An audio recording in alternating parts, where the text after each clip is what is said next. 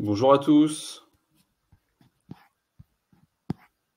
Bonjour Lionel, bonjour Mickaël, bonjour à tous les participants. Bonjour à tous. Bonjour. Bonjour. Bon, je vous entends bien les gars, donc on peut commencer. On est vraiment content de vous accueillir dans ce webinaire sur la migration vers S4HANA.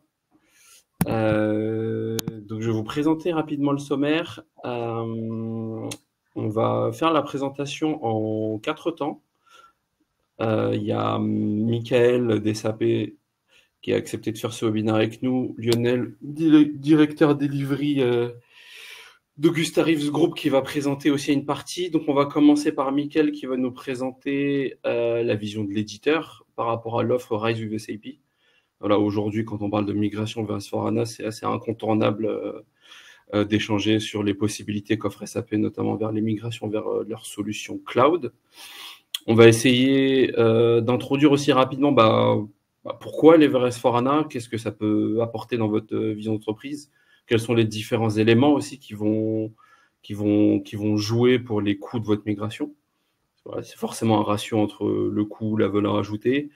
Et après, on va vous présenter les différents chemins de migration, et notamment nous, cette année, chez Augusta, voilà les chemins de migration qu'on a le plus connus, et voilà et quelques histoires de nos clients, et une petite partie questions-réponses.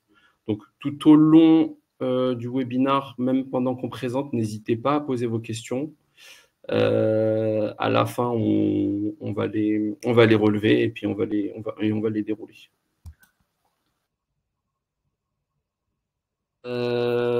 Du coup, moi je me présente très rapidement. Donc moi je suis Elira Daniela, je suis le fondateur et directeur général de Suisse. Et on va avoir avec nous donc Michael Bunn, qui est l'expert SAP des solutions S4HANA Cloud, et Lionel Arzur, qui est le directeur des opérations du groupe Augusta Reeves.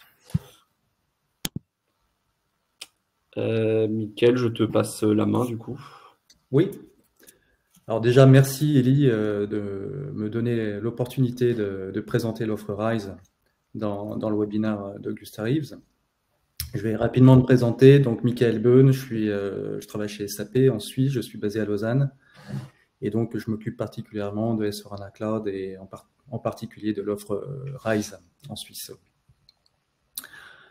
Pour parler de l'origine de l'offre, je vais remonter un petit peu en amont et on va parler des challenges auxquels on est tous confrontés, qu'il s'agisse des perturbations de la supply chain, du manque de talent, de la difficulté de recruter des ressources en IT, du coût de l'argent, des objectifs de sustainabilité, de développement durable qu'on doit atteindre. Et finalement, c'est plus le rythme des changements auxquels on fait face, les crises successives, qui est le plus frappant.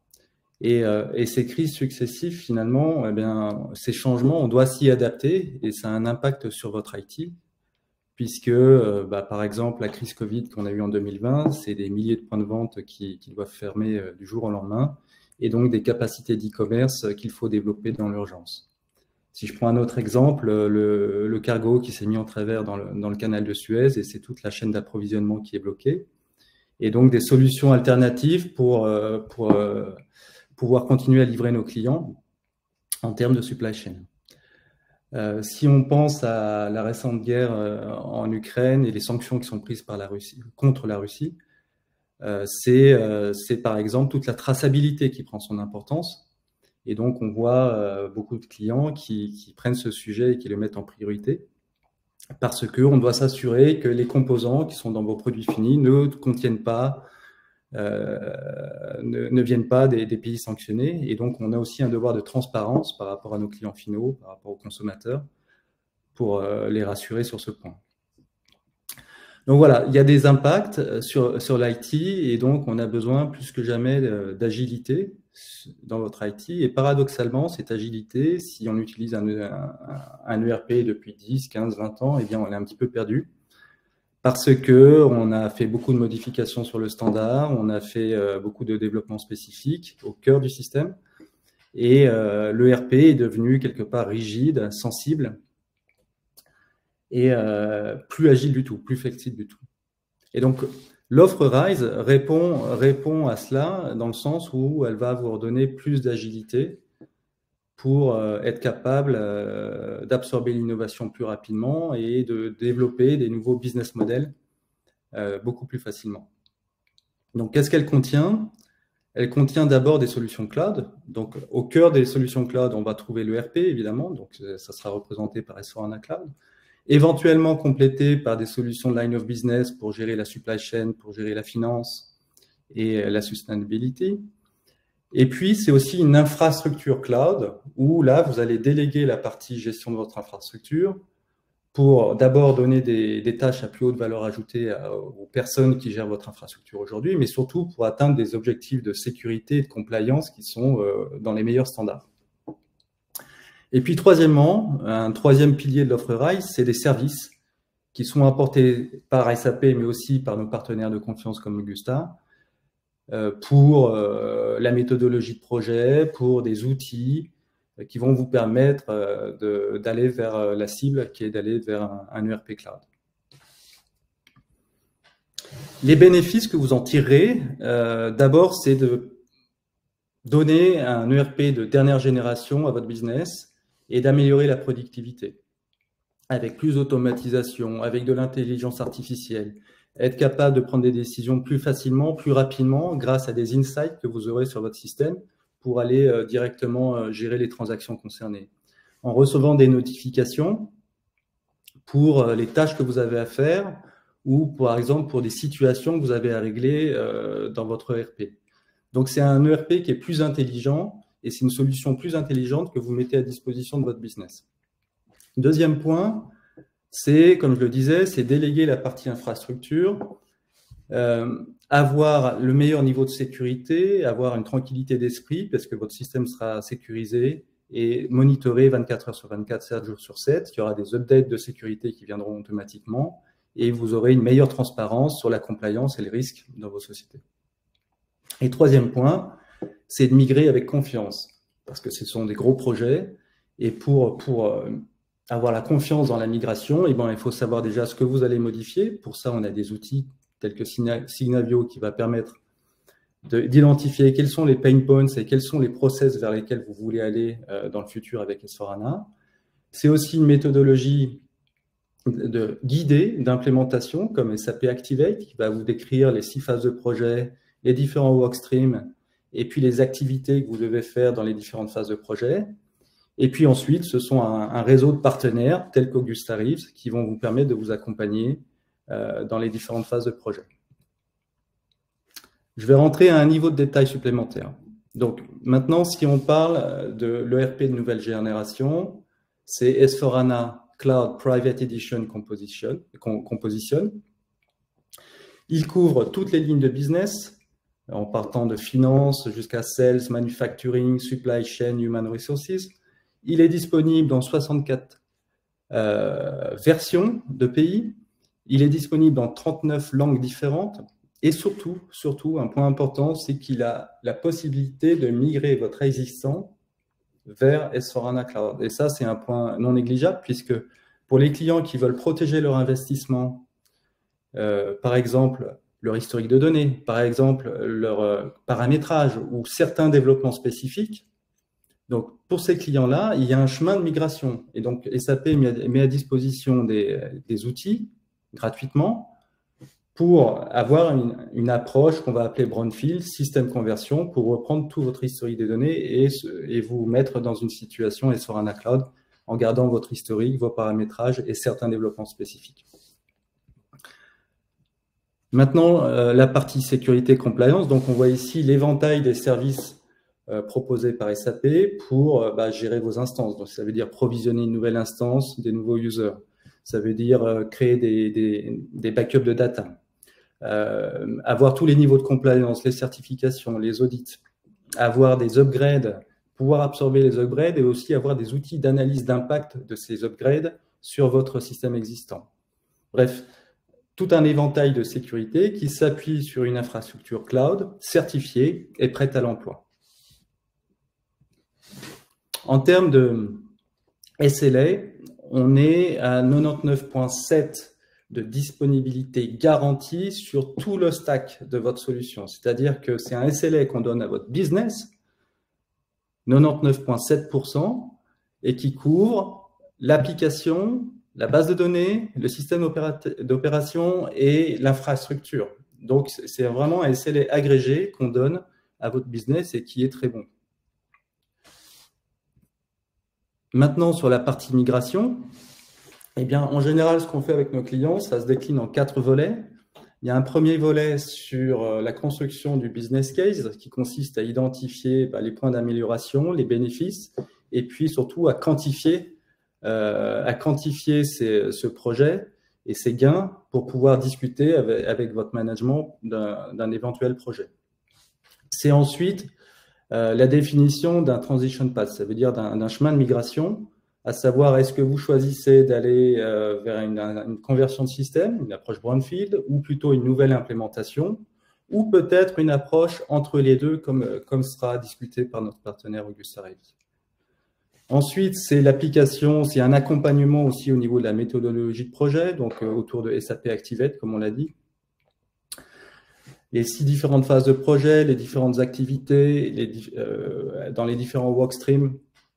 Et puis le dernier point, il est important, c'est un accompagnement autour de la stratégie Clean Core, puisque c'est en appliquant cette stratégie Clean Core que vous allez maximiser l'utilisation de votre ERP Cloud. Alors, je m'explique un petit peu. Clean Core, qu'est-ce que ça signifie? Ça signifie revenir vers des processus standards. Ça signifie aussi, si on doit s'intégrer avec le monde extérieur, ça signifie utiliser des modèles d'intégration modernes, des API ou la suite BTP, l'intégration suite dans BTP pour s'intégrer avec le monde extérieur. Ça signifie également utiliser des méthodes de développement spécifiques modernes et qui ne touchent pas à votre cœur système. Donc, on peut utiliser le Key User Extensibility, mais il y a aussi le Side-by-Side Extensibility, donc pour développer des nouvelles applications dans BTP avec des outils no-code, low-code, pour ne pas toucher finalement à votre cœur système et avoir la possibilité de continuer d'absorber l'innovation de manière continue. Donc, la stratégie Clean Core, elle est importante et pour ça, nos équipes de RISE en Suisse et les équipes de Augusta Reeves peuvent vous expliquer ce concept-là. Enfin, un petit point un peu plus commercial, on a 3 offres RISE qui sont disponibles. Donc, une offre de base qui contient donc la migration vers S/4HANA Cloud et je crois qu'il y a un service avec Workzone pour construire des business sites. Mais on a 2 offres complémentaires qui sont Premium et Premium Plus. Et vous voyez ici les différentes solutions qui sont associées à ces packages. Donc, ce sont des packages qui répondent à différentes typologies de clients par rapport à vos propres besoins. Donc, l'offre Premium qui va plutôt aller vers S/4HANA Cloud toujours, mais aussi des services d'automatisation, de développement spécifique no-code, low-code. Et puis, l'offre Premium Plus qui, en plus de ce qu'on a cité, viendra apporter des solutions pour la finance, comme SAP Analytics, Cloud for Planning, Group Reporting, Receivable Management, mais aussi des solutions sur la sustainabilité avec la Sustainability Footprint Management, Sustainability Control Tower et sur la supply chain avec Business Network. Donc là, c'est un package qui est vraiment très, très complet et qui va répondre à certains besoins de certains clients. Alors voilà, moi j'en ai terminé normalement sur cette partie-là. Encore un mot sur les références. Donc vous voyez ici quelques références qui sont passées sur RISE. On a des noms bien connus et je serais ravi si vous souhaitez de vous organiser des appels de référence pour contacter directement ces clients-là et avoir le ressenti et partager leur expérience de passer sur RISE. Il faut savoir qu'aujourd'hui, on est à plus de 3500 clients qui sont passés déjà sur S/4HANA Cloud. Donc, il y a un vrai intérêt et ça continue d'augmenter. J'en ai terminé pour ma partie. Je vous remercie pour votre écoute. N'hésitez pas à me contacter. Je suis disponible soit par email, soit par LinkedIn. Et sinon, au travers de mes collègues d'Augusta Reeves. Et puis, pour le reste, bien, Élie, je te laisse continuer la présentation. Merci beaucoup, Michael. Merci beaucoup, beaucoup. Moi, on va faire donc dans les différentes dimensions qui vont vous permettre de vous décider notamment à aller migrer vers S4HANA. Je vais vous faire juste un petit focus 5 minutes sur la partie licence parce que c'est quand même assez structurant dans les choix. Et nous, on se rend compte cette année que 90% de nos clients, justement, ont des réflexions pour aller vers le cloud ou ont même fait le pas pour aller migrer vers le cloud S4HANA, donc via l'offre RISE with SAP. En fait, juste quelques mots, hein, je ne vais pas être trop barbant. En fait, la souscription RISE with SAP, elle inclut dedans non seulement vos licences vers S4HANA, mais elle inclut également tous les services de migration, toute l'infrastructure et du support assuré par SAP. Typiquement, historiquement, sur le ECC, vous pouviez avoir nous, Auguste Tarif, par exemple, comme partenaire pour créer vos tickets quand vous avez des problèmes. Là, typiquement, tous les clients qui choisissent ce modèle-là vont créer des tickets et ces tickets vont... Un des points importants aussi, c'est que, pareil, encore historiquement, quand on avait un ECC, de la BTP, du SAC, il fallait créer des connecteurs, il fallait connecter tous ces systèmes-là entre eux. Là, c'est pareil, on va créer un ticket SAP et SAP va vous installer le connecteur directement entre S4HANA et BTP ou SAC.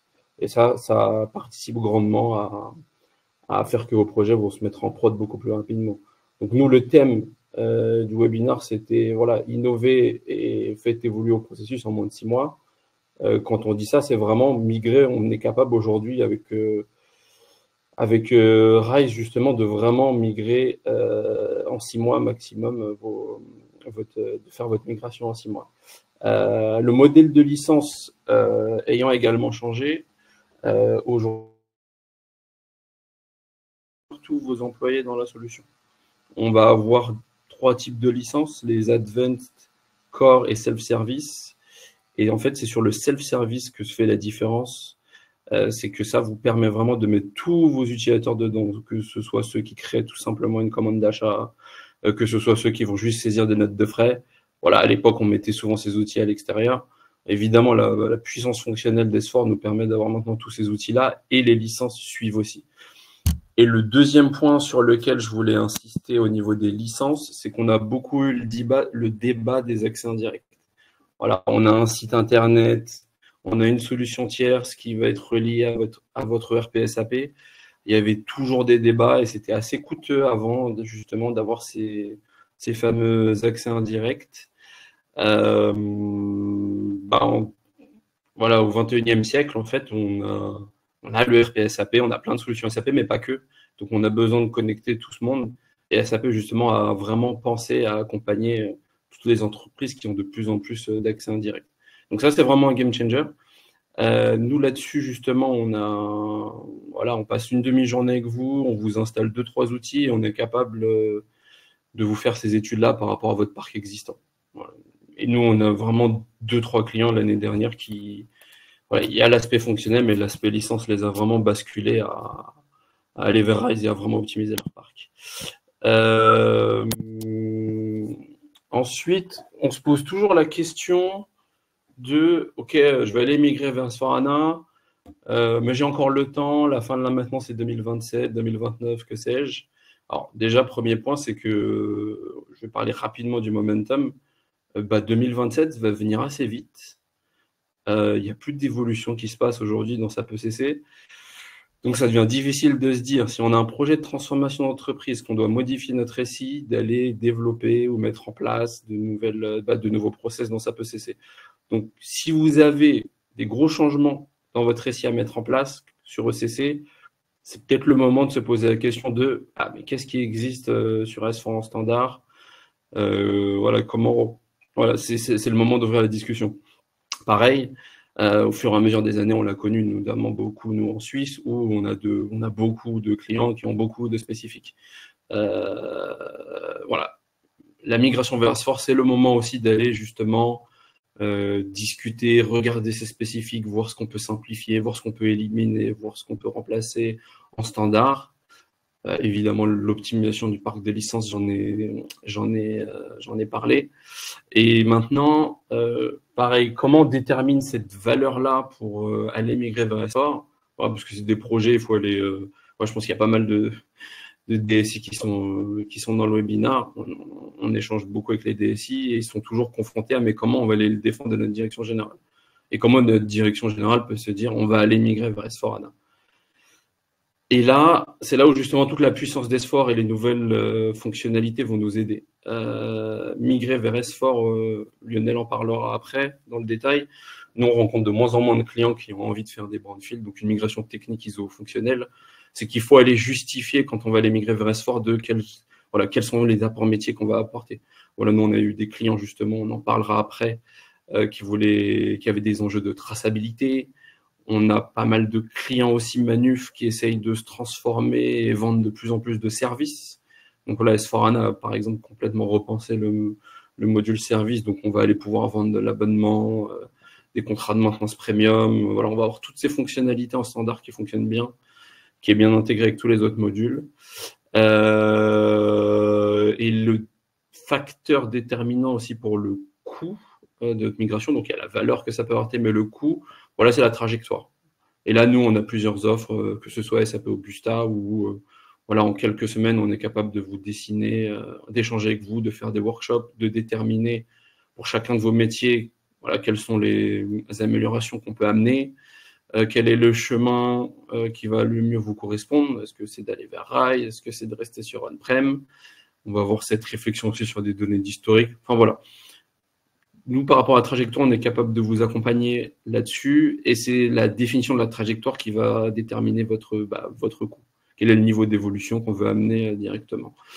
Lionel, je vais te laisser justement faire la transition pour aller dans les détails et les différentes trajectoires justement qu'on a de migration et aujourd'hui, ce qui fait pourquoi les gens vont choisir Brown, Blue, Sky ou Green. Très bien, je prends la main du coup, Elie. Ouais. Merci beaucoup. Du coup, je me présente très rapidement. Donc, Michael et Elie l'ont abordé aussi. Donc, moi, je suis Lionel Arzur. Je suis directeur associé en charge des opérations chez Augusta Reeves. J'ai notamment en charge beaucoup d'activités sur la partie migration, donc avec nos différents modèles et approches de migration. Et j'interviens en tant que directeur de projet et directeur avant-vente sur la partie migration. Donc, je vais essayer de ne pas vous mettre trop de slides et trop d'explications pour passer rapidement au use case, mais j'ai quand même besoin de vous expliquer un petit peu les différentes démarches qu'on peut présenter côté Augusta Reeves. Parce que donc Elie et Michael ont parlé effectivement de ce que peuvent apporter RISE, S4, de l'intérêt de la migration. Une fois qu'on a dit ça, la question qui se pose chez la plupart de nos clients, et chez vous aussi j'imagine, c'est OK, je dois migrer vers SAP, sans doute vers RISE, comment je fais et qu'est-ce que je choisis? D'un côté, j'ai sans doute un métier ou une direction qui a envie que ça aille très vite et que ça coûte très peu. De l'autre côté, j'ai peut-être des dettes techniques ou des dettes métiers qui sont importantes que j'ai envie de régler. Et j'ai envie de rendre mon système beaucoup plus viable et cohérent et pertinent avec la logique SAP qui est orientée cloud et RISE. Donc, on va évacuer déjà un scénario qui est sans doute le plus évident. Si votre système est vraiment ancien, qui paye un historique important avec beaucoup de spécifiques, que vos utilisateurs n'arrêtent pas de vous remonter, que les process sont trop complexes, qu'ils ne sont pas adaptés, etc. En gros, si 80% de votre système est à revoir, enfin plus de 20% pardon, sont à revoir, on partirait sur du greenfield. Donc là, on est vraiment sur une approche complètement différente. On n'est pas sur de la conversion avec les outils de conversion. On est vraiment sur un greenfield. On va redévelopper, réimplémenter un projet en refaisant des ateliers.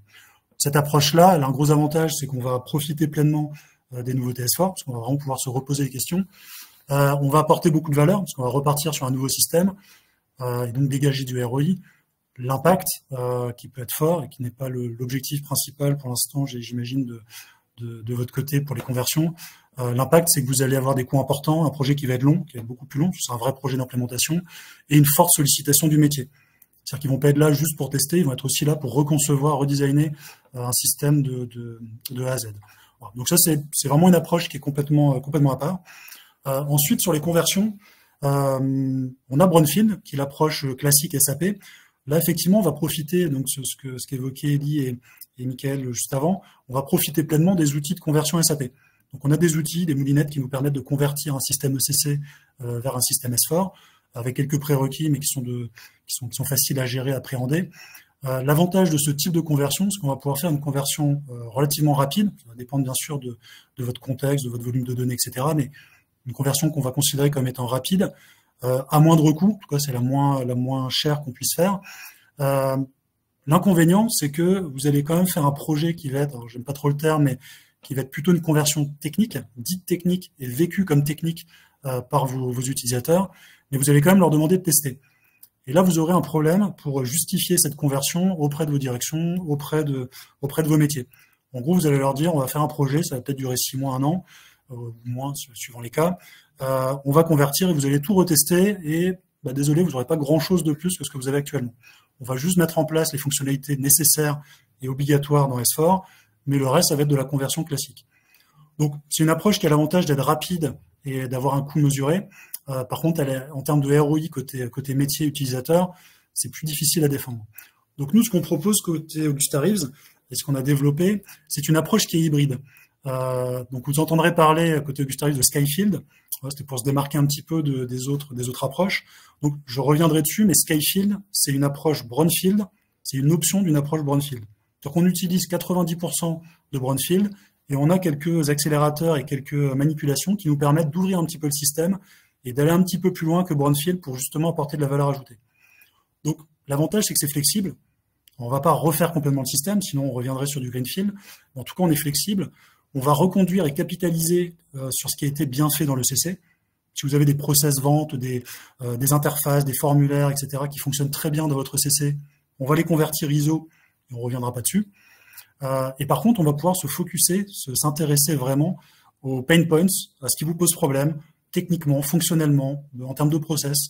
On va pouvoir faire un focus dessus avec vos équipes, métiers et IT, et essayer de dégager des sujets prioritaires.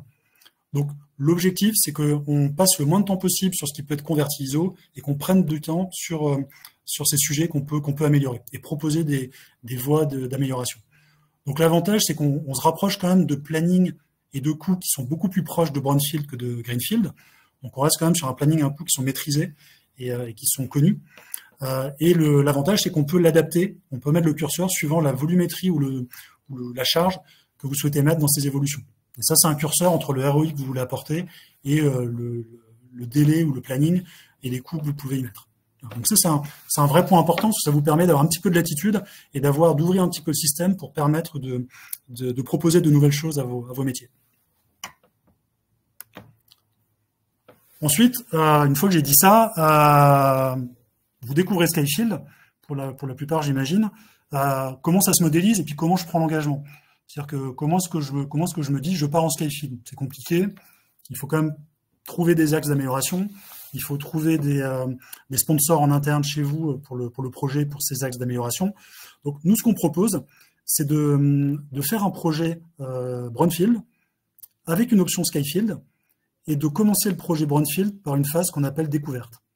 Donc cette phase découverte, c'est vraiment sur le modèle des méthodologies classiques Activate, SAP. Cette phase découverte, elle va nous permettre de faire une pré-analyse, une pré-étude avec vous, tout en commençant à faire la conversion brownfield. Donc l'avantage, c'est qu'on ne perd pas de temps sur le planning de conversion. Il y a un nombre de tâches, notamment de la phase prepare, qu'on va pouvoir traiter en parallèle de la phase découverte.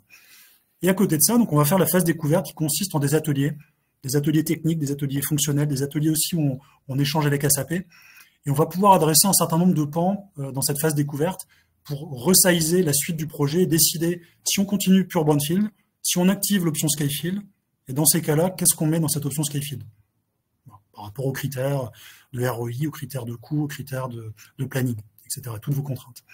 Donc, dans ces briques qu'on va pouvoir adresser dans la phase découverte, on a les axes de progrès métier. Donc là, il y a plusieurs façons de raisonner. Les plus classiques, c'est on fait des top 3, top 5. C'est les plus faciles à adresser. On va voir chaque domaine, par exemple le domaine vente, le domaine achat. On va leur demander, OK, c'est quoi les top 3 des sujets sur lesquels vous avez toujours historiquement ou dernièrement des soucis.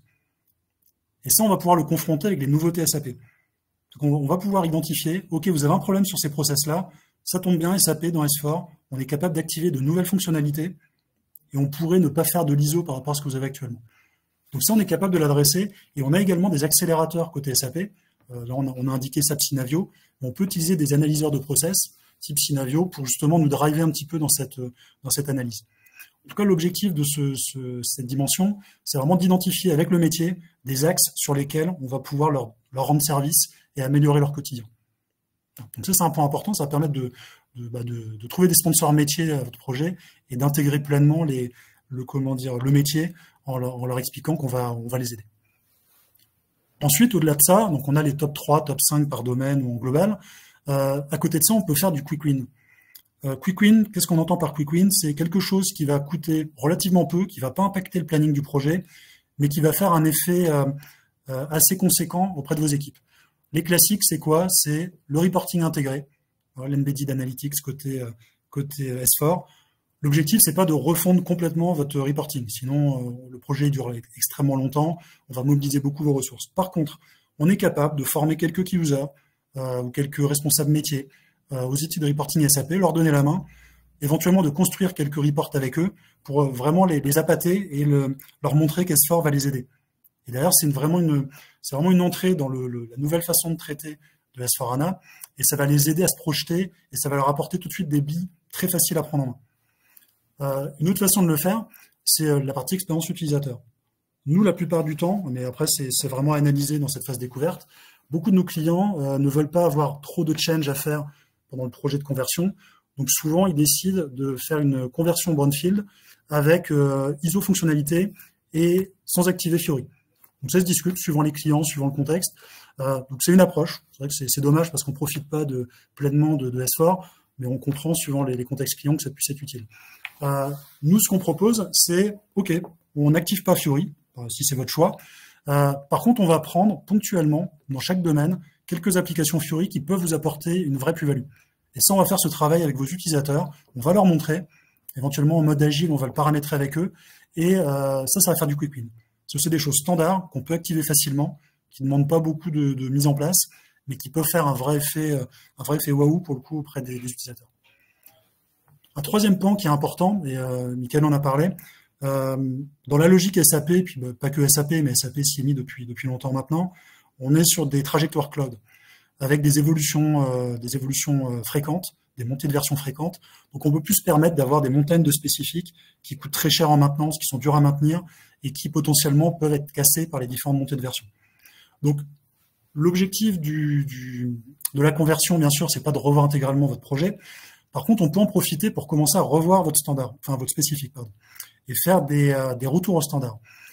Vos programmes clonés, vous avez cloné du standard à une époque parce que vous aviez telle ou telle règle de gestion qui n'était pas prise en compte, vous vouliez faire tel ou tel automatisme. Ça, on peut le revoir et l'analyser avec vous pour voir dans quelle mesure on peut revenir à du standard pur SAP. Pareil sur le reporting, c'est un cas classique. On a des clients, par exemple, qui utilisent énormément de queries, des SQL, etc. C'est plus du tout d'actualité côté SAP, et puis c'est pas des outils qui sont très pratiques. On peut se proposer de revoir tout ou partie de ces reporting et de le remettre dans de l'embedded ou des outils tiers, côté SAP. Donc là, l'objectif, c'est vraiment de se remettre, de réduire la dette technologique et de se remettre dans une approche plutôt cloud qui va vous permettre de profiter pleinement de RISE et de S4HANA dans le futur, dans peut-être une V2 du projet, voire dans le cycle de maintenance. Ensuite, on a deux autres points sur lesquels on peut bien sûr vous aider. Je vais aller assez rapidement dessus. C'est tout ce qui est professionnalisation des tests. C'est-à-dire qu'un projet de conversion, c'est aussi l'occasion de remettre à plat votre base de référence de tests. Et là, on peut vous aider à structurer ça. De toute façon, on va devoir tester la solution pour la conversion. Donc, c'est l'occasion de le remettre à plat. Et ça va vous permettre, vous, de sécuriser vos prochains projets, vos prochaines maintenances, vos prochaines évolutions, les montées de version. Et ça, on peut s'appuyer sur des outils SAP pour nous aider également. Et ensuite, l'architecture système. Et là, c'est important parce qu'on travaille étroitement avec SAP. On peut profiter, et c'est quand même un conseil fort, on peut profiter de la conversion pour, en même temps, changer votre architecture et aller vers RISE. Et là, on a des chemins de conversion qui permettent de le faire, tout en étant conforme avec vos plannings qui sont souvent très contraints. Et ça, on travaille beaucoup avec SAP, les équipes SAP et les différentes équipes techniques ou même d'organisation pour se synchroniser d'un point de vue opérationnel. Et ça, c'est vraiment un point qu'on peut adresser pour sécuriser la conversion. Donc, j'étais un petit peu long là-dessus, mais c'est vrai que c'est un point important parce que la phase découverte, elle peut vraiment vous permettre de ne pas perdre de temps sur votre conversion, parce qu'on peut la faire en parallèle, et elle peut vous permettre de garder un petit peu de temps pour avoir les bons arguments, pour savoir si vous allez aller vers du Skyfield ou pas. Et donc, je le répète, Skyfield, ça reste globalement du brownfield. Tout ce qui est brownfield et tamponné brownfield, on va le faire, mais on va ouvrir un petit peu le système pour faire des adaptations. Donc, bon, globalement, c'est ça, je vais pas aller beaucoup plus loin. Notre package, il est certifié par SAP. Donc, on a bien une qualification officielle parce qu'on est capable de faire du brownfield. Et globalement, si vous voyez le schéma ici, on a les différentes étapes de la conversion. C'est du brownfield. Tout ce qui est en haut, c'est du brownfield. On les fait, on les déroule. Donc, ça va parler à certains, les readiness check, les SI check, l'assume. Tous ces outils-là, on va les dérouler, on va les faire. Donc, ça, c'est compliant, cohérent avec SAP. Ce qu'on va rajouter, nous, c'est le bloc en bas qui va nous permettre de faire des évolutions. Et suivant votre état d'esprit, suivant vos habitudes, ces évolutions, on pourra même les traiter en mode agile. Pour créer de l'agilité, puis embarquer vos utilisateurs. Et donc, sans rentrer dans le technique, comment est-ce qu'on fait ça? C'est qu'en fait, nous, à un moment, dans les étapes de conversion, dans les conversions standard SAP, on va ouvrir le système. En gros, on va créer un mandat à part, on va enlever les données. Et en enlevant les données, ça va nous permettre de jouer sur le paramétrage. Un point qui est important, avant de passer au cas d'usage, un point qui est très important aussi, c'est qu'on est capable, alors là, que ce soit en brownfield ou en skyfield, on est capable de vous impliquer énormément dans le projet. Quand je dis énormément, c'est pas vous sursolliciter. C'est surtout vous embarquer, que ce soit surtout les équipes IT, pour que, vous soyez formés à S4, parce que là, je pense qu'il y a beaucoup de mystification aussi autour de S4, donc je pense qu'on a besoin aussi auprès de vos équipes de vous expliquer à quoi ça ressemble, de vous montrer les différences, de vous montrer ce qui est identique également, voilà, pour que vous puissiez appréhender le système. On est capable de vous impliquer, donc on fait participer vos équipes à la conversion, que ce soit en Skyfield ou en Brownfield. Le gros avantage, c'est que, vous travaillez avec nous, donc vous pouvez faire la conversion avec nous, ça fait réduire potentiellement le budget externe de votre projet.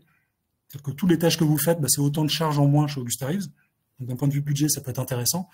Et l'autre avantage, qui est plus opérationnel, c'est que ça met vos équipes tout de suite dans S4 pour que vous puissiez derrière être autonome. Et l'idée derrière, c'est que vous puissiez traiter la suite des projets, la maintenance dans S4, sans avoir une rupture nette. C'est-à-dire que souvent, ce qu'on constate si on ne fait pas ça, c'est qu'on fait un projet S4, et puis le jour où on fait le transfert de garantie vers la maintenance ou le support en interne chez vous avec d'autres équipes, c'est un petit peu la découverte, et on doit faire des transferts de compétences qui sont jamais suffisants, et vous avez des gros problèmes au démarrage de la partie maintenance. Donc là, l'idée, c'est de vous embarquer dès le début du projet. Comme ça, quand on passe en production, S4 est déjà connu, ce qui a été fait est déjà connu, les évolutions, si on a eu, vous les connaissez, donc finalement, la transition est beaucoup plus limpide. Ce que je vous propose, c'est de passer sur quelques use cases qu'on a côté Augusta Reeves. Alors, c'est pas exhaustif, on en a beaucoup plus, mais on a dû faire des sélections, puis il y a certains projets qui sont en cours. Le premier que je voulais mentionner, c'est le projet Quick. Donc, un rappel rapide du contexte. On a Burger King, donc la société Burger King, qui cède la société Quick à un fonds d'investissement. Donc, ils ont des délais très très courts pour céder l'activité et donc céder également la partie ERP. Donc, la contrainte principale, c'est une séparation des données, bien sûr. C'est-à-dire qu'il faut séparer les données du contexte, les données Quick du contexte Burger King. Il faut créer un environnement, du coup sur S4HANA, et on a un budget très contraint. Donc là, l'avantage de la méthode Skyfield qu'on a utilisée, c'est qu'on est capable très facilement de séparer les données en mode carve-out. Donc on a pu copier l'environnement ECC pour en faire une sandbox. On a fait la conversion, on a enlevé toutes les données qui concernaient pas Quick, et ensuite on a finalisé la conversion, on est parti en test et on a finalisé la mise en prod. Donc globalement, on a pu faire une mise en production très rapide en 3 mois, parce que voilà, c'était un contexte périmètre de données fonctionnelles qui était relativement petit. Mais le gros avantage, c'est que la méthode Skyfield, qui embarque aussi tous les outils Brownfield, nous ont permis d'avoir un planning très très restreint et de séparer clairement les données, ce qu'on n'aurait pas pu faire en pure Brownfield facilement, par exemple. Un deuxième cas d'école. Lionel, je te coupe juste rapidement parce qu'il y a plein de questions. Je vois qu'il y a plein de questions. Je pense qu'on va en prendre déjà une ou deux, surtout que ça a fait pas mal réagir après quand tu as parlé de Skyfield, on a une question sur quels outils on utilise pour la migration des données, la migration pure des données. Alors, donc, dans la partie Skyfield, du coup, j'imagine. Oui, je pense dans la partie Skyfield. Oui. Donc nous globalement, dans Brownfield, la question se pose pas, c'est-à-dire qu'on fait une conversion, donc les données sont converties de CC vers S4. Dans Skyfield, effectivement, à un moment, on va ouvrir le système, donc on va enlever les données et on va les réimporter. Donc déjà, un premier point, c'est qu'on va pas réimporter tout l'historique. On peut le faire partiellement, mais notre recommandation, c'est de pas importer l'historique. Ce qui a l'avantage aussi d'enlever toutes les erreurs qu'on pouvait avoir sur les vieilles données et qui polluent la conversion. Après, concernant les outils, on va utiliser certains outils classiques que vous pouvez connaître, qui sont les iDoc, les échanges de fichiers plats, etc.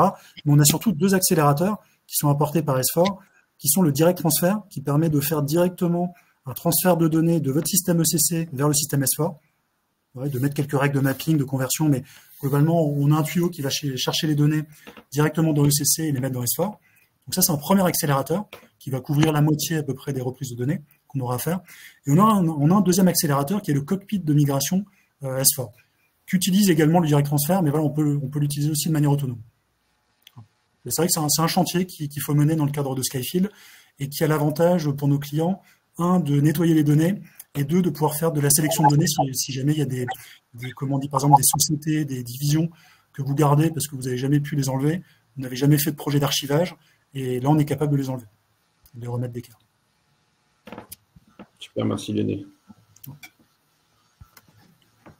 Je propose peut-être d'enchaîner sur le deuxième sujet. Je pense que les autres points sont sur la partie RISE ou autre.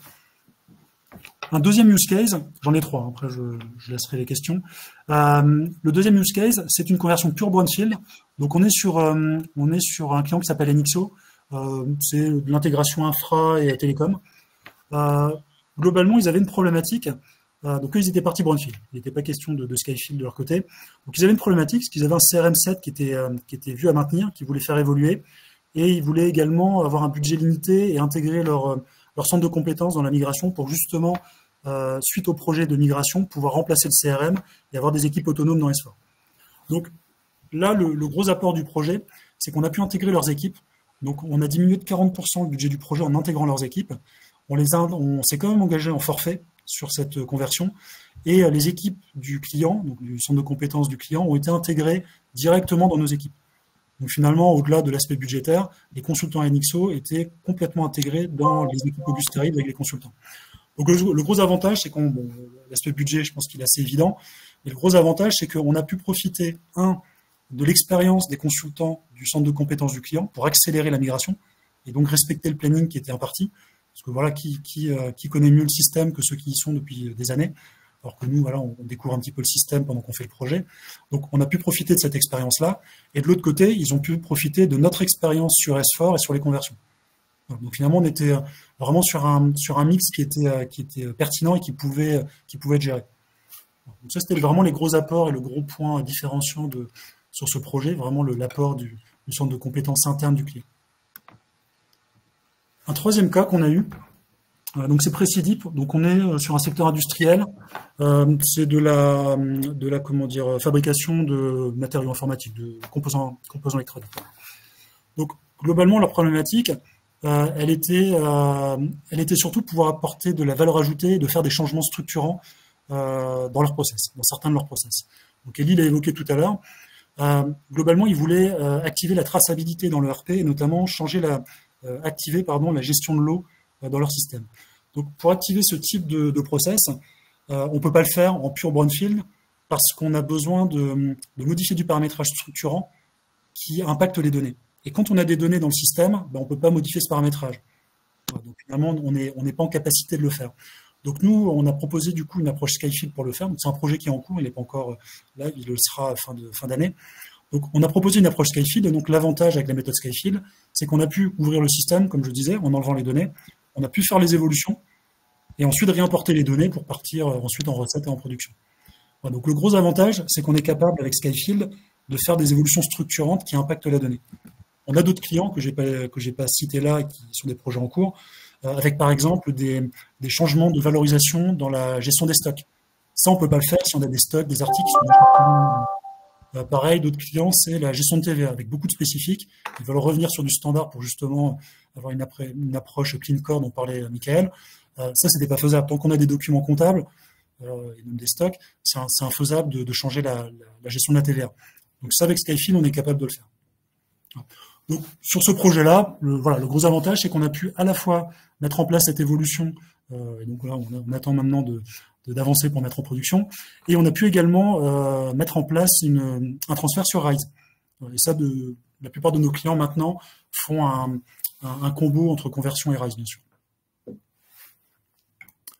Voilà. Et du coup, j'en ai fini pour ma partie. Je ne sais pas s'il y a des questions.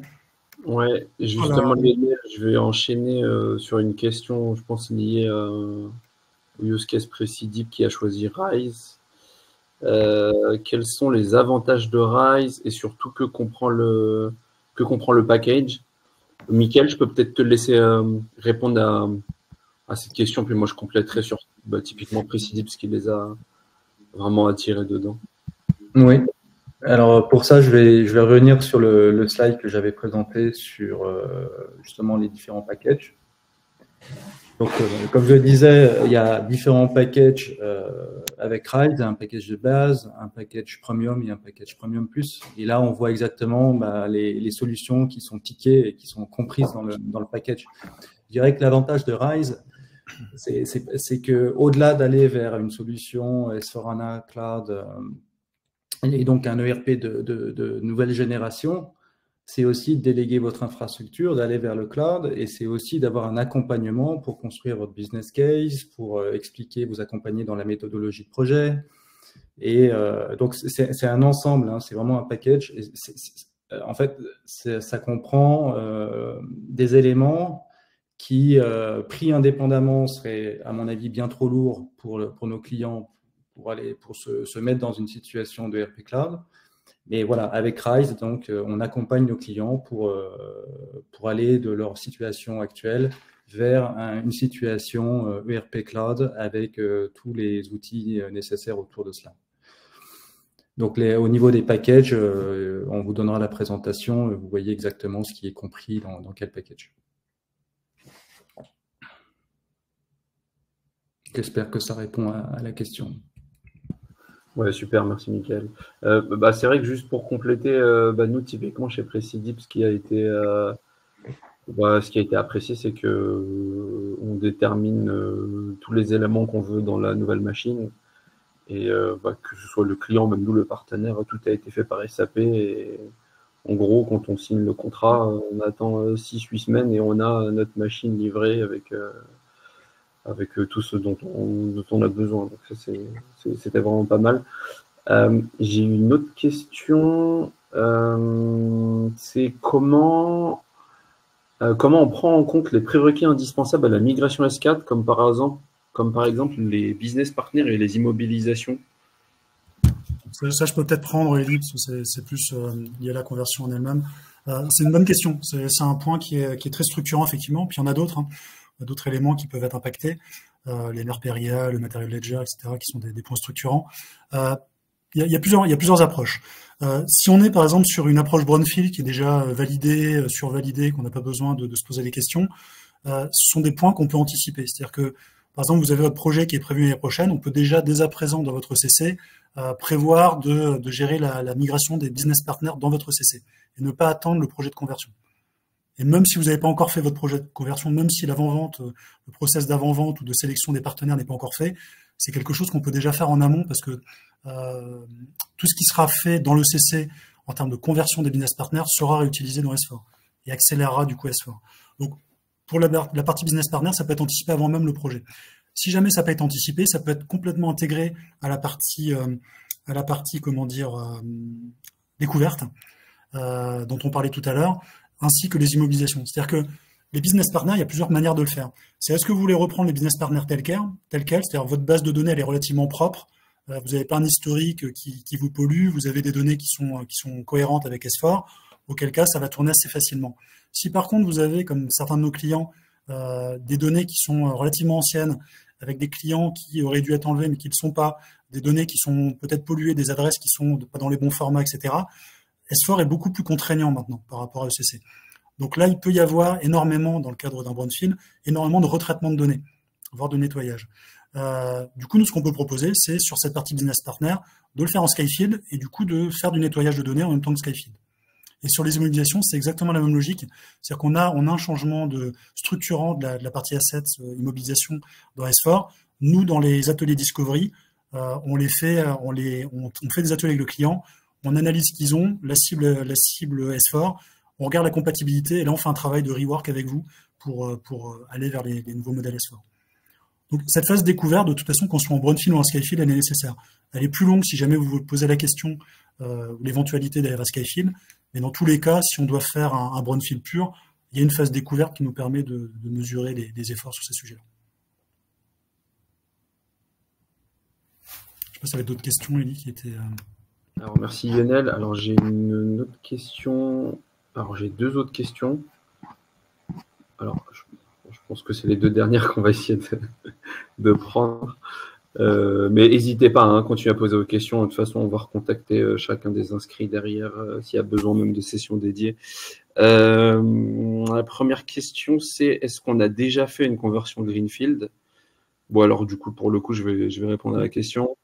Nous, aujourd'hui, Augusta, ça me permet d'introduire un petit peu Augusta pour ceux qui ne connaîtraient pas. Nous, Augusta, Reeves, on est un intégrateur de mise en place de solutions de RP et on est exclusivement dédié aux solutions SAP. Ça fait 25 ans qu'on existe. On est plus de 170 collaborateurs.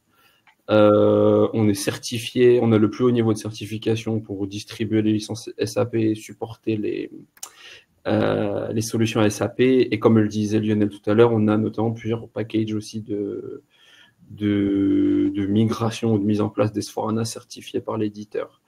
Par rapport à la partie Greenfield, ce qu'il faut savoir, c'est que nous, historiquement, Augusta, on est assez spécialisé dans le Greenfield, plus que le Brown, historiquement. Donc, tous nos premiers projets S4HANA étaient beaucoup des Greenfield, donc souvent des clients qui n'avaient pas forcément le RP SAP, qui voulaient changer complètement de RP. Donc, on partait forcément sur des Greenfield. Et la première implémentation qu'on avait faite en 2016, tu dis Lionel si je dis pas de bêtises, c'était un client qui avait déjà ECC. Et par contre, à l'époque, on avait fait je pense, le premier Greenfield de migration. Par contre, c'est vrai qu'en tout cas, si on parle de clients qui ont ECC, qui veulent migrer vers S4, par contre, ces dernières années, on en rencontre de moins en moins. Et on fait de plus en plus de brownfield et surtout des skyfield. Donc, notre expérience du greenfield nous a aussi amené à savoir approcher le skyfield pour montrer justement des nouvelles best practices, ce genre de choses, et comment les embarquer dans Juste en complément, Elie, donc effectivement, pour répondre vraiment à la question, alors nous, à l'origine, on fait du greenfield. On a toujours fait du greenfield, donc là, on a les conversions avec Skyfield et brownfield, bien sûr, mais on a toujours fait du greenfield et on applique les méthodos classiques. Donc, on a nos packages, mais on applique de toute façon nos méthodos classiques qui sont Activate avec de l'agile, etc. Donc, la réponse, clairement, on fait du greenfield et on a une vraie expertise dessus. J'ai encore deux autres questions. Alors aujourd'hui, est-ce qu'il y a une grande différence entre les applications fournies dans S4HANA Cloud et S4HANA On-Premise? Je suppose que ça doit être les applications Fiori. Alors moi, je peux apporter un premier niveau de réponse de ce qu'on rencontre dans nos avant-ventes et chez nos clients. Puis après, Mickaël, je te laisserai rebondir parce que je pense que c'est plus toi qui as les éléments. Nous, de base, il y a quelques années, il n'y avait pas tellement d'écart entre les versions On-Premise S4HANA et S4HANA Cloud. Là, par contre, qu'on se rend compte, c'est que ces dernières années, les dernières innovations et les dernières applications, on les voit surtout dans le cloud et beaucoup moins en on-premise. Alors, je te laisserai rebondir, Mickaël, mais sur les quelques use cases qu'on a vus, nous, sur certains modules, on avait beaucoup plus d'applications dans S4HANA Cloud que dans la version on-premise. Je te laisse rebondir, Mickaël, aussi. Donc, en fait, il faut distinguer, dans S4HANA Cloud, il faut distinguer deux éditions différentes.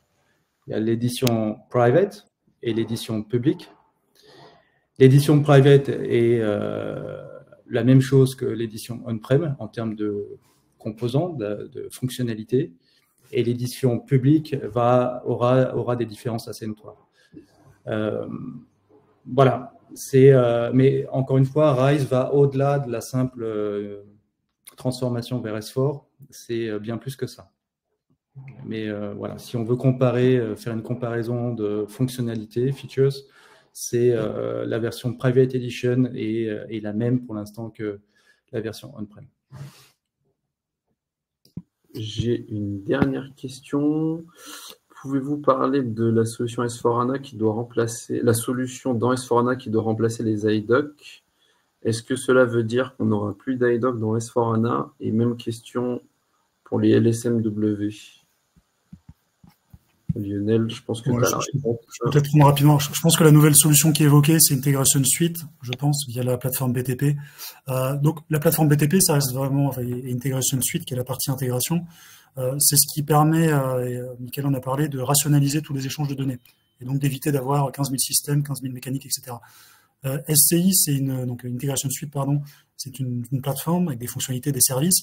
Par contre, ça peut s'appuyer sur des médias différents. C'est-à-dire que les iDoc, les BAPI, les web services, voilà, tous les protocoles REST, etc., ça continue à exister. Donc, Integration Suite permet d'utiliser ces outils-là. L'iDoc reste pleinement compatible avec S4. Les LSMW, alors c'est vrai que c'est moins recommandé parce que c'est plutôt des anciennes technos. Ça continue à fonctionner. Ça dépend du type de LSMW. Si c'est des LSMW qui font des batch input ou des choses comme ça, c'était déjà plus pertinent sur ECC, ça l'est encore moins sur S4. Ça continue à marcher, mais là, c'est plus compliqué. Ce ne sera pas maintenu, ce sera pas pérenne. Mais voilà, en tout cas, les outils continuent globalement à fonctionner. Super, merci Lionel. Alors, on a encore plein de questions. Bon, on va essayer de répondre à toutes les questions. Bon, ben, merci beaucoup, en tout cas, de poser des questions. Ça rend toujours plus interactif les webinars. Alors, dans S4HANA Cloud, est-ce que les dates de mise à jour applicative sécurité sont imposées par SAP ou le client peut choisir les dates en tenant compte des deadlines donnés par SAP? Michael, je te laisse peut-être rebondir. Le client a la main, donc il n'y a rien qui est imposé, sauf des updates de sécurité critiques, où là, si on sollicite le client et qu'il n'y a pas de réponse au bout d'un moment donné, l'update serait automatique, mais ça concerne plutôt l'environnement Public Edition. Sur la partie privée, il faut que je vérifie. Je ne peux pas répondre à cette question précisément. Sur la publique, je crois que SAP est passé à... Il y a 2 releases par an, c'est ça, hein, si je ne dis pas de bêtises? On est à 2 releases par an, une au mois de février, une au mois d'août sur la partie Public Edition. Sur la partie privée, private, on est à une release tous les 2 ans maintenant, depuis la version 2023. D'accord, super. Merci, Michael. Donc j'ai une autre question. C'est la dernière question. Pour les développements spécifiques, on a évoqué quelques développements spécifiques. Pouvez-vous définir plus précisément les limites là-dessus? Alors, je suis désolé, je vois pas trop l'objet de la question. Je relis juste rapidement. Alors, je ne sais pas si ça concerne notamment sur l'approche Skyfield, le fait de revoir des développements, de faire un retour au standard. Ok. Donc, en fait, globalement, sur les spécifiques, nous, l'approche, elle est simple. L'approche, c'est la conversion. Donc, on fait l'ATC que nous donne SAP. On fait tourner les menus SAP et on fait les corrections automatiques. Après, la question qui se pose, c'est en mode pure brownfield. Si on est en Skyfield, on pourrait le faire aussi suivant certaines approches en brownfield. L'objectif derrière, c'est de peut-être casser ou de nettoyer certains de ces spécifiques.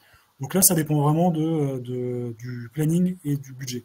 C'est-à-dire que derrière, casser des spécifiques, entre guillemets, pour les faire revenir vers du standard, voire pour les éliminer complètement, ça demande de faire de l'analyse et ça demande d'échanger beaucoup avec le métier et l'IT. Donc c'est une question de budget de planning, mais potentiellement on peut revoir une grande partie des spécifiques. Nous, ce qu'on préconise, c'est de le faire par lot. C'est de faire un lot pour la conversion et le go live, et puis un lot peut-être post-conversion.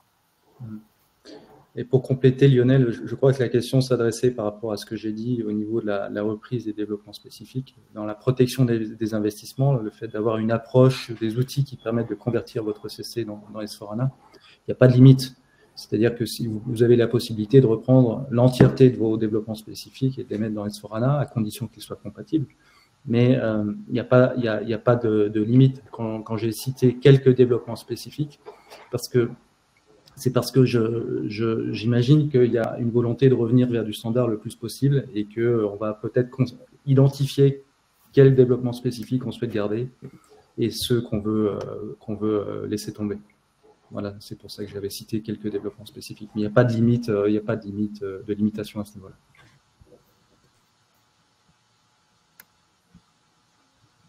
Alors, il est midi, on va prendre juste 2 dernières questions. Donc, quel est le niveau de besoin de consultants fonctionnels dans le cas de Rise? Je te laisse répondre, Lionel. Ouais, sur cette partie-là, en fait, pour être bien sûr, je pense que la question, c'est vraiment dans le cas où on transfère sur Rise, est-ce qu'on a vraiment besoin de consultants fonctionnels? Globalement, effectivement, c'est un transfert qui est plus technique et qui est géré aussi beaucoup avec les équipes infra du côté client et les équipes SAP. Les besoins fonctionnels, ils sont plutôt sur les tests. Il va falloir faire des tests à nouveau, etc. Donc, c'est plus pour modéliser les tests et puis faire les corrections si jamais il y a des impacts. Mais effectivement, le besoin en consultant purement fonctionnel est relativement faible. Ouais, il est relativement faible. Par contre, je rebondis juste 2 secondes. Typiquement, par contre, chez Precidip, au niveau de... Voilà, si vous partez sur un Skyfield, typiquement, et vous voulez mettre en place des évolutions, par contre, là, c'est vraiment clé d'avoir des experts fonctionnels. Nous, par exemple, dans le projet de migration chez Precidip, on a dû mettre des experts production, des experts logistiques, justement pour bien définir les nouveaux process qu'on allait mettre en place dans S4 par rapport à la traçabilité. Et je prends une dernière question. Par quoi sont remplacés les BTCH? Parce que ce sont les batch input, je pense. Des batch input, oui. Donc les batch input. Alors, les batch input sont plus recommandés depuis déjà ECC. Donc, normalement, ils doivent être très limités. Maintenant, je sais très bien qu'ils existent encore. Ça marche encore dans certains cas sur S4, mais bon, le batch input, le principe, c'est d'aller zone à zone, de renseigner des informations. Donc avec des écrans Fiori ou avec des écrans qui ont changé, c'est plus compliqué. Donc ça continue à fonctionner en certains cas, mais c'est pas recommandé, et c'est globalement remplacé par les iDoc, en particulier, plus précisément, par le cockpit de migration, donc le LTMC pour l'acronyme, le cockpit de migration qui permet d'intégrer directement un fichier Excel dans SAP. Et ça, c'est une vraie grosse nouveauté, parce que j'ai fait énormément de projets où on avait des données à charger dans SAP, il fallait faire des programmes spécifiques, des batch input, etc. C'était relativement compliqué. Là, on a un fichier à compléter, un modèle qui est fourni par SAP, on le complète, on peut intégrer des zones spécifiques avec quelques adaptations, et en gros, on donne ça au métier, il met ses zones, on valide, et puis on peut faire de la simulation et du chargement. Donc, on a quand même des outils maintenant qui sont beaucoup plus user-friendly pour faire des chargements de données. Ok, super, monsieur Lionel. Allez, je prends une dernière question, puis je vais y répondre. On a une question sur quels sont les profils techniques développeurs pour S4HANA et Fiori. En tant que ex-développeur Fiori, ABAP, BI, BW, je vais répondre.